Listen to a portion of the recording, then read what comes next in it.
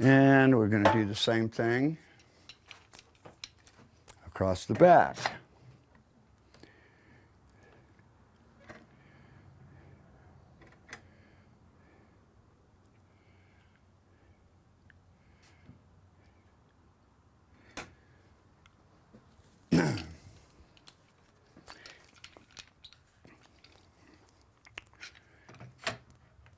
And clamp the sides.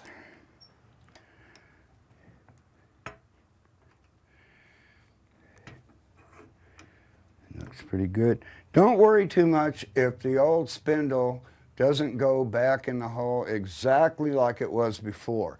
It's more important that the chair is level.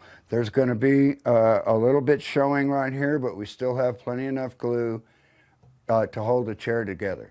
Now I'm going to grab a couple more clamps